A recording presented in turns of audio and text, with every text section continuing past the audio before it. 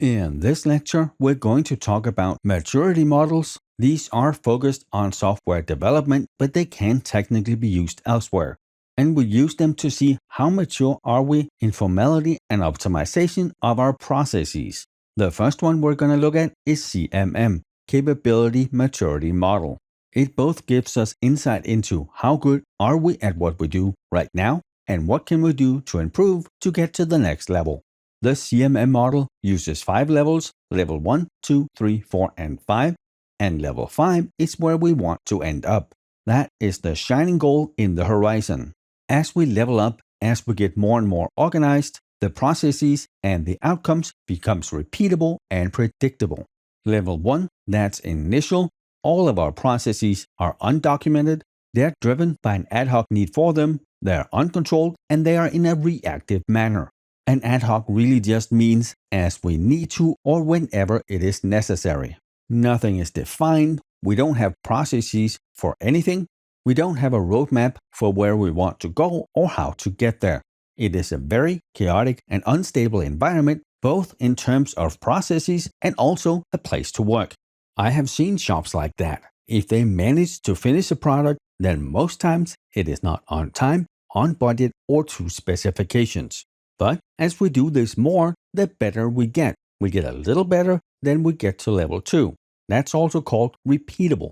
That means that many of the processes we have, they are repeatable and possibly they will have a consistent result. Not always though.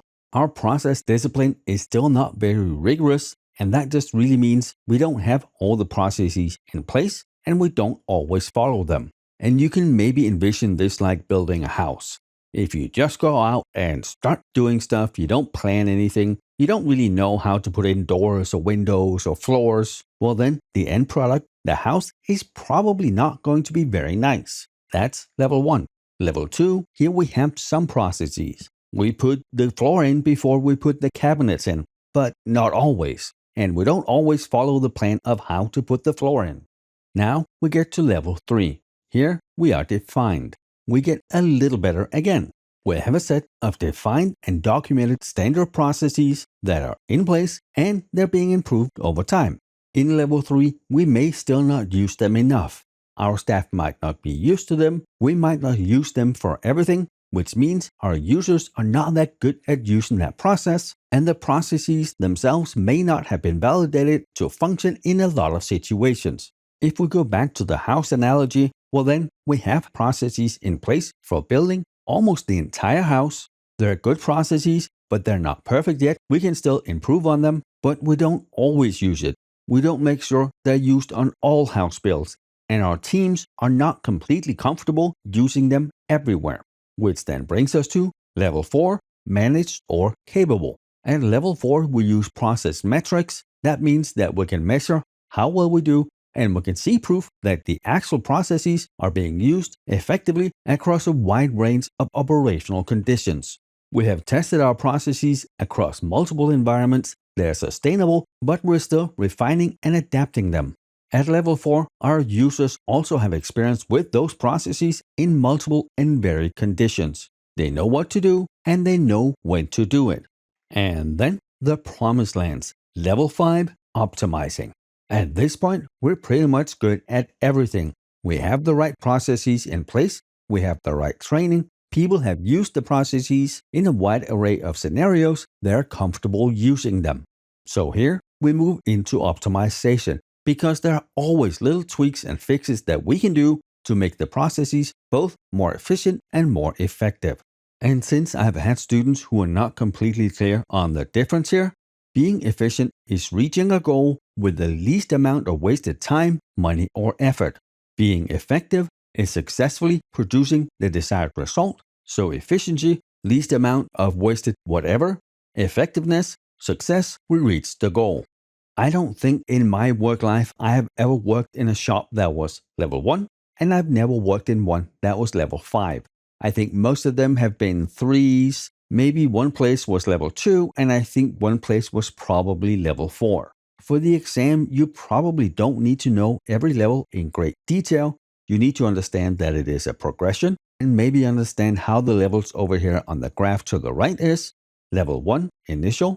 All our processes are unpredictable, they're poorly controlled, and they are reactive. Level 2, processes are rarely defined, they're often reactive, a little bit better, but not much. Level 3, processes are defined, the organization is proactive. Level 4, processes are matured and controlled. And then 5, everything is pretty much good. Right now, we're only focusing on process improvement, just a little tweaks here and there. Now let's look at the next natural progression of this model, CMMI.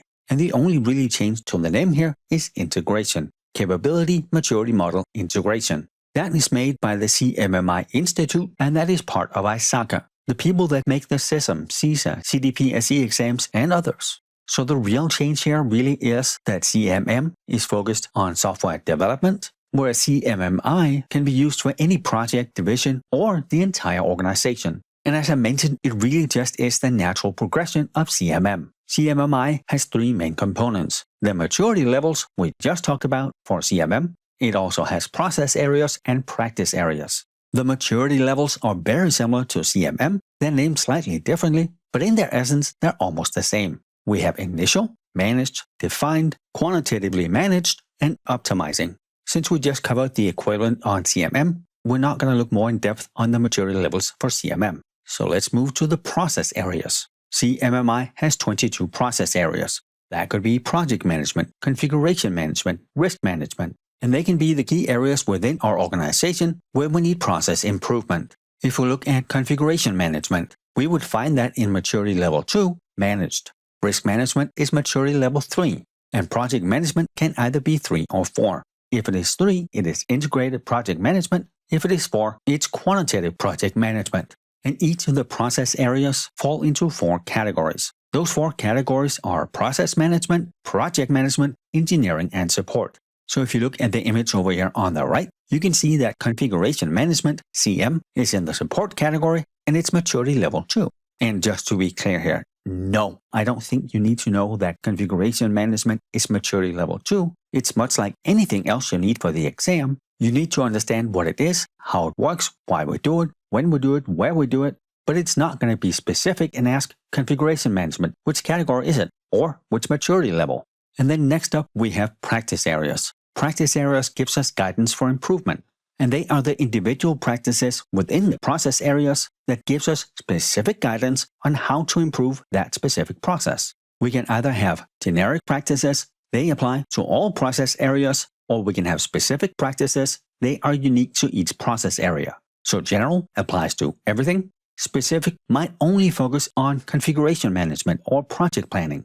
So really what we do here is similar to what we did in CMM. We go in and we assess our current process maturity, then we identify the areas we want improvement in, then we implement those improvements, and then we measure the progress. And of course here, we need to identify the process areas that are most relevant for our organization's security needs. We need to go in and tailor this to us. So if we look at risk management, well then we do exactly what we do in risk management. We identify, we assess, we mitigate the risks so we can protect our organization's assets and our reputation. But risk management is part of the larger picture. We need all the other parts too, or at least the ones that make sense for us. So if we look at CMMI from a security perspective, then we go in and we identify the areas that are relevant for our organization. Then we assess our current practices. In those areas, we identify the gaps we have that needs to be addressed. We prioritize them. We build a roadmap for the improvement. We implement, and then we monitor the changes. First off, we need to know if the improvements worked. Secondly, we also need to monitor if they are enough. And then we continually review and adjust our improvements based on the data and the feedback that we get. Some of the major advantages with CMMI is it has greater flexibility. We can focus on improving the processes in the areas that are most important to us, not just some predefined path. It covers way more. CMM was mostly focused on software development. CMMI can be used in any process area. We can use it in specific parts of the organization, or we can use it everywhere. Then the I in CMMI, integration. It's focused on integrating everything because we know that processes don't operate by themselves. We need to optimize the process interactions, and if we do that, we can see big improvements in both efficiency and effectiveness. So on maturity level 4 and 5, We have better metrics so we can manage and optimize our processes. And CMMI was, like many other things we've talked about, built for the US government, specifically the Department of Defense (DoD). So for many companies, if they want to get contracts with the DoD, they have to fulfill a certain level. And we are seeing it expand beyond the DoD because it's just an easy way for companies to show we are this good at what we do. So in turn, our customers, if they know we are level 5, well then we run a very efficient job. And with that, we are done with this lecture. I will see you in the next one where we finish up maturity models.